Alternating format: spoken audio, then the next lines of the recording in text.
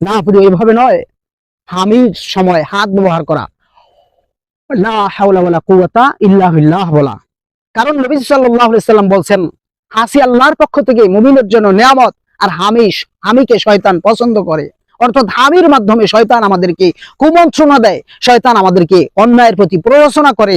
আপনি এর হিকমত তালাশ করলে আপনি দেখবেন নবী করিম সাল্লাল্লাহু আলাইহি সাল্লাম হামির পরে লা হাওলা ওয়ালা কুওয়াতা এই জন্য পড়ার জন্য বলছেন, লা হাওলা ওয়ালা কুওয়াতা ইল্লা বিল্লাহ পড়ার জন্য এই কারণে বলেছেন, কারণ হামির মাধ্যমে ব্যক্তির শরীরের মধ্যে কর্মতৎপরতা হারিয়ে যায়, শরীর থেকে ব্যক্তির শরীরে অলসতা আসতে পারে, আর তার মাধ্যমে শয়তান আমাদেরকে অন্যায়ের প্রতি প্ররোচনা দিতে পারে, আমাদেরকে কর্ম থেকে সরিয়ে দিতে পারে। এজন্য লা হাওলা ওয়ালা কুওয়াতা ইল্লা বিল্লাহ পড়ার মাধ্যমে বলার মাধ্যমে শয়তানের সেই প্ররোচনা থেকে আল্লাহর থেকে সাহায্য প্রার্থনা করা।